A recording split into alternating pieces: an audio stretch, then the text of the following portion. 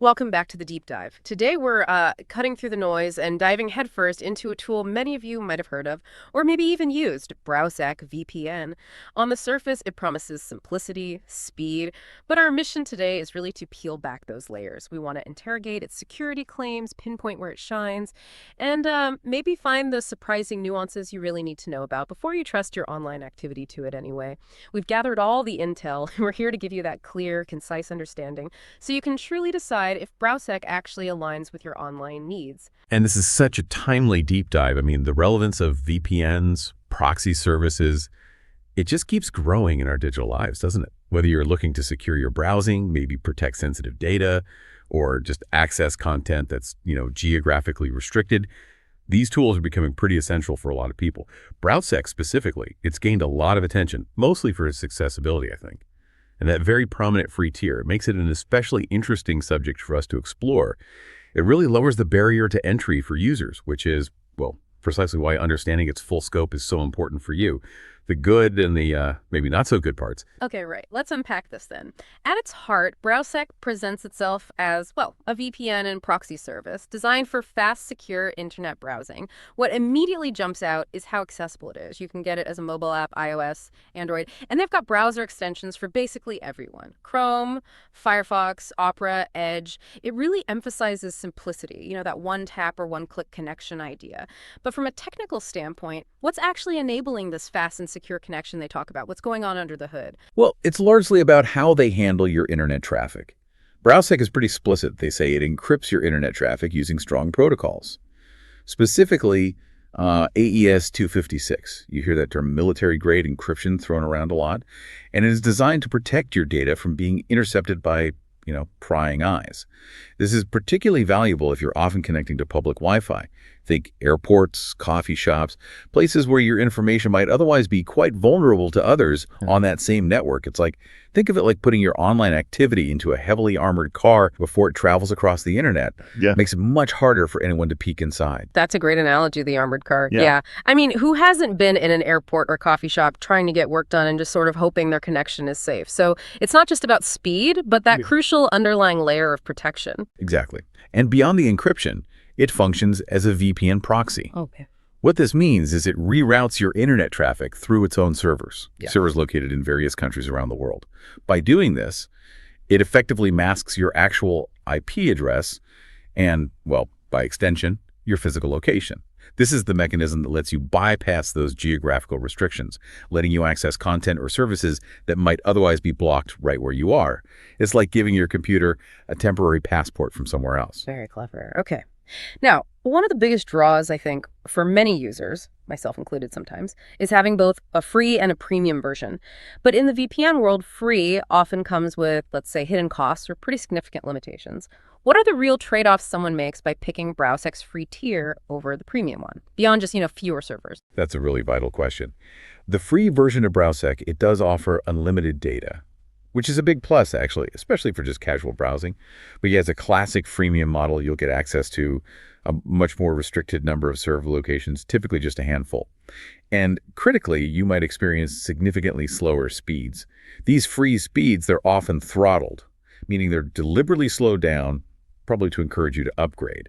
The premium version, on the other hand, it unlocks access to a much larger network. Over 40 server locations globally, they say, and it provides dedicated, faster traffic lanes. So this generally means more consistent, higher speeds, which is pretty crucial if you're doing anything more demanding online. And I've noticed, particularly with the free mobile app, there are quite a few ads popping up. Is that just like part of the deal with these freemium models, how they survive? Yes, exactly. The presence of those in-app ads in the free version is very common practice.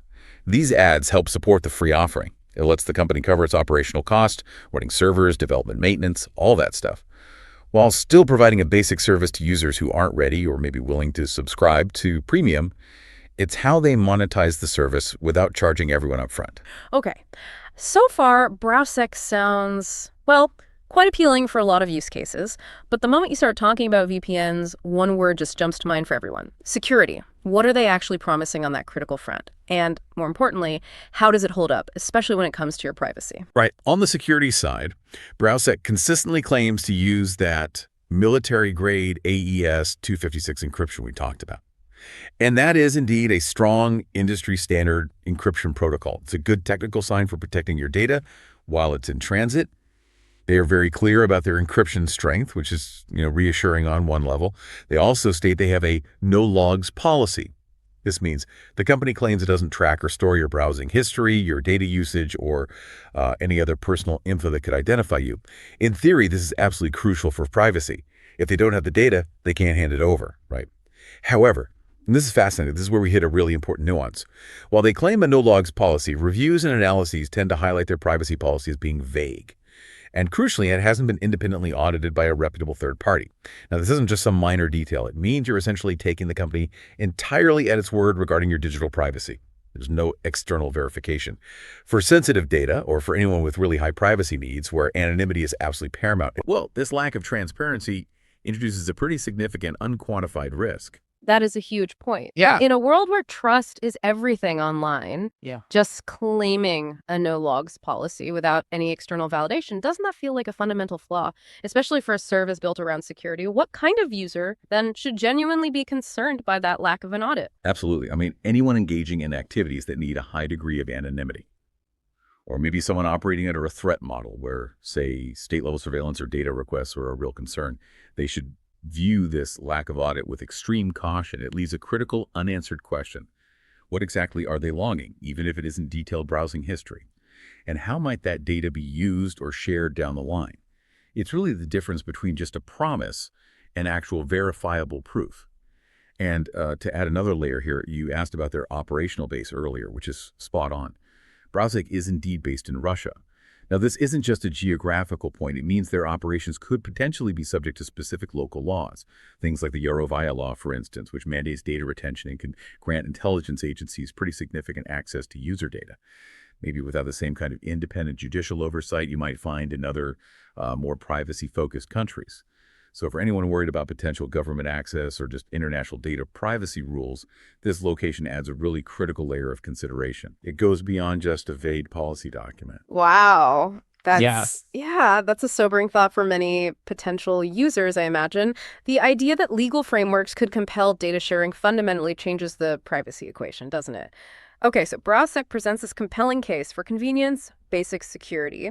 But as we know, no service is perfect for everyone. If someone's looking for a truly comprehensive solution for online security, where might Browsec fall short? What are those less advertised realities we really need to understand? Yeah, a key limitation you need to be aware of is the no desktop apps situation. While Browsec offers pretty solid browser extensions and mobile apps, it doesn't provide full standalone desktop applications, not for Windows or Mac operating systems. What this means practically is if you're using just the browser extension, it only secures the traffic coming from that specific browser. Other applications on your computer, think your email client, maybe gaming platforms, cloud storage sync tools, their traffic won't be protected by Browsec. The mobile app, though, that's different. It does secure all traffic from the device it's installed on, so that's an important distinction for mobile users. Then there's the issue of inconsistent speeds.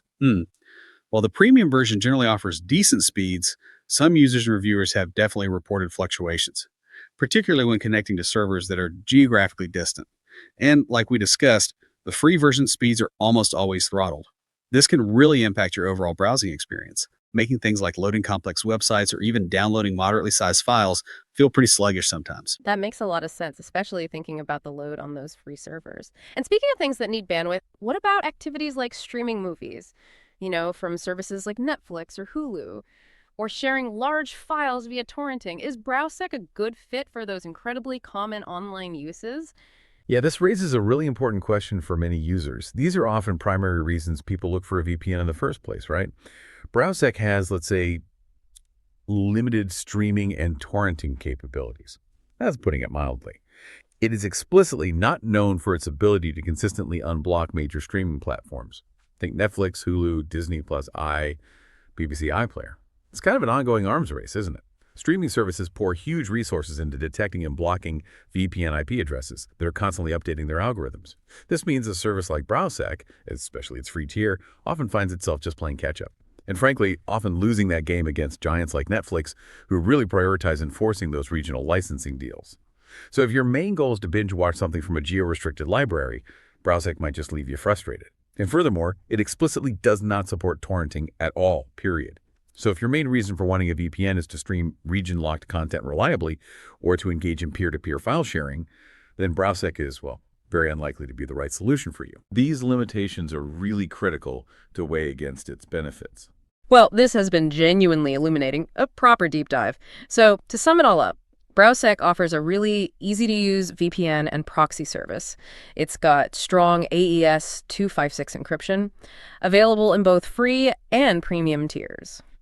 It seems excellent for basic browsing security, maybe bypassing simpler geo-restrictions, especially if ease of use is your absolute top priority. But yeah, as you consider it for your own needs, you absolutely have to remember the important caveats we discussed. That vague privacy policy, which crucially lacks any independent auditing. That's a big one. The company's operational base in Russia, which, as we talked about, introduces specific concerns around data retention laws and potential government oversight. And its clear limitations regarding full desktop protection, it only covers the browser unless you're on mobile. Plus those inconsistent speeds, especially for demanding tasks, and its definite unsuitability for unlocking major streaming platforms or any kind of torrenting. These points are crucial for getting a truly well-rounded picture. Right. Ultimately, understanding Browsec really involves weighing its significant convenience and encryption benefits against those pretty fundamental nuances. The privacy policy questions, the operational location, the specific technical limitations. So, what does this deep dive tell you, our listener, about that crucial balance? The balance between ease of use, cost, and genuinely comprehensive digital security. And maybe more importantly, what does that mean for your personal online choices the next time you look for a service to protect your privacy? Lots to think about there. Thank you for joining us on the deep dive.